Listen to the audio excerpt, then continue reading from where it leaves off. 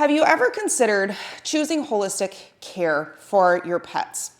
If you have, we really want to encourage you with these top 5 things that we wish every single person knew before scheduling that first appointment with their holistic vet. Number 1, natural treatment takes time. Yeah, there are very few things that are going to be immediate, especially if you're trying to undo maybe a lifetime of poor previous choices. And especially when you have to do things like you have to change your pet's food, you have to change the supplements, you have to change what you've been doing. Very few of these things are going to bring about immediate results. And so it does require, as we've said probably 1,000 times, patience, perseverance, follow through. And then you actually have to do the thing. And what's important for people to realize is that when you're seeing symptoms in your animal, it is likely their body's attempt at detoxifying. And so when you put in place some of the holistic practices that your holistic vet is going to recommend for you, instituting a raw diet, removing chemicals, implementing some supplements, the animal's body needs time to gather up those resources to allow their body's detox systems to actually start going to work. And so you've got a lot of things happening when you make those changes. It's not just an even swap.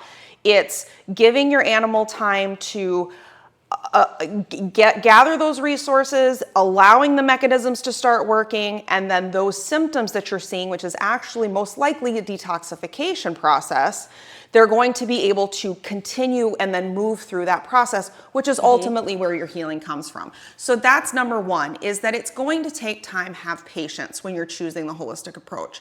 Number 2, you can't half-ass holistic. Yeah, and so I'm always surprised when I talk to somebody who's, been in my office, had that initial appointment, we've talked about everything under the sun, and then when I talk to them the next time, I'll say something like, okay, so since you're already feeding a raw diet, and sometimes the answer I get is, oh, no, I'm not. And my question, well, then what have you been doing? Sure. That was step 1. Yeah. And so, again, we kind of harp on this, but that is the basis for health.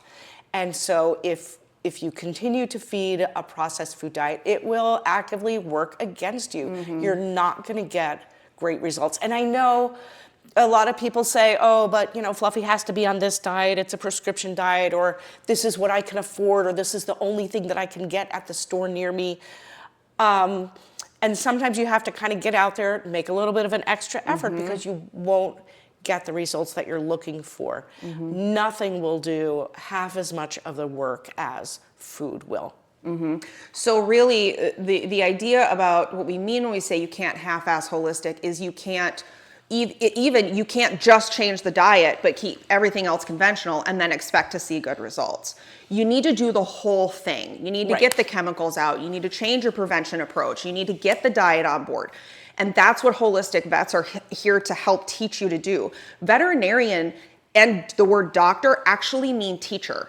They're here to teach you. They should be teaching you. And a lot of holistic vets, that's one of the biggest parts of their job. Not only is to assess your animal as a whole being and prescribe things in that manner, but they're really there to help empower you, teach you, so that you understand, so that you can go home and implement these things and know why you're doing what you're doing and what is happening.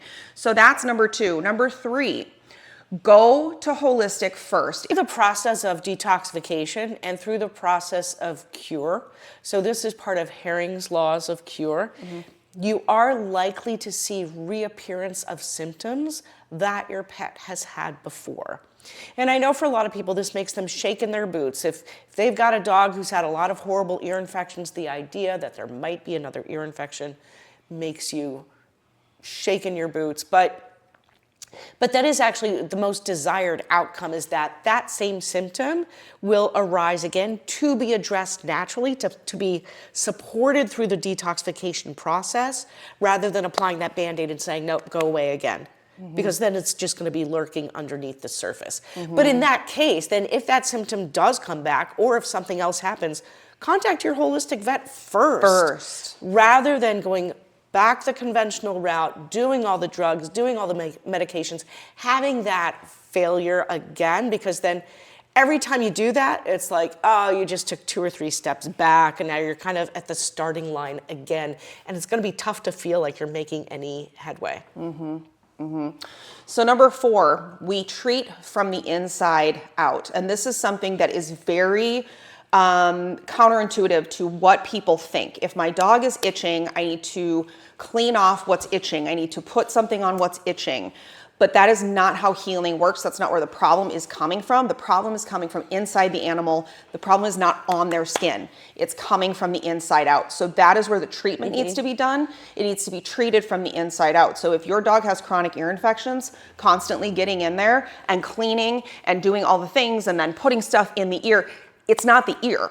It's not the ear. Right. It's all about the microbiome.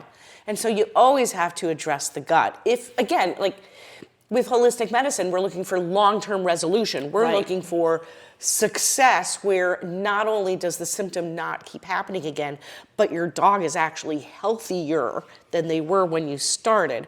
And so you're just better off working from the inside out and doing that from the get-go, because again, it's going to save you a lot of time, a lot of money, a lot of effort. And I know, like, it's very easy to get caught up in this. Then the next time you wake up and Fluffy's shaking his head and you lift the ear and you're like, oh, it's red again. Gotta go after that. Maybe a little bit, but don't forget the microbiome. That's always where treatment has to start. That's what needs to be addressed.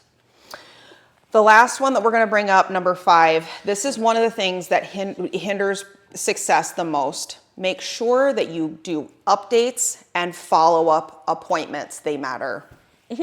Right, because it doesn't help to have like radio silence for months on end, and then for the holistic vet to find out that things have not been going well, or that you've been back to your conventional vet 5 times and you've done conventional treatment again and again. You're kind of negating whatever you've achieved.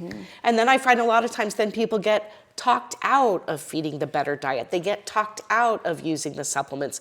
And so basically, not that I'm condemning these people. I mean, you got to decide which road you want to go down effectively. And so, you know, you make whatever choice you make. But if you are choosing to do things more naturally, then kind of stick with that as your primary plan and do that part first, instead of kind of getting upset, feeling like you're not getting anywhere, feeling like you don't know what else to do, like you're at a complete loss. In the natural world, there's always other things that can be done. And there's often, because it is such a process, so a lot of times, you know, I see improvement that I'm very encouraged about. And I know that my clients, you know, they live with the dog day in and day out. They're the ones who are like, oh, another ear infection, or, oh, she's still itchy.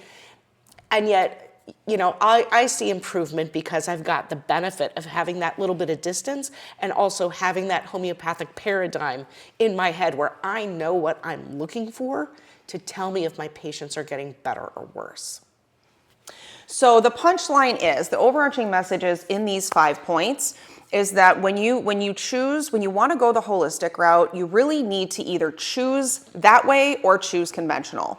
You need to commit. If you're going to choose the holistic approach, you will find far more success for you, for your animal, far less frustration, far less cost, quite frankly, by choosing the holistic method and really sticking with that, and really trust your holistic vet. If you have sought out a good integrative or holistic veterinarian, you did that for a reason. Make them your ally, make them first, go to them before you go to anybody else, and make that the most consistent, loudest voice in what is going to be used to implement and support your pet through their life, through their health, and through their healing process. So hopefully this helps. So just to recap, we have natural treatment takes time. You're going to need to have some patience. Number 2, you can't half-ass holistic. Do it all the way. That's where your best results are going to be. Number 3, go to the holistic vet first. If you've chosen a holistic vet, don't bounce back and forth. Go back to your holistic vet if you continue to have issues that need to be resolved, because healing is a process. It's not going to be overnight. Treat from the inside out is number 4. And number 5, make sure you do updates and follow up appointments with your holistic vet to achieve the most success with your animals.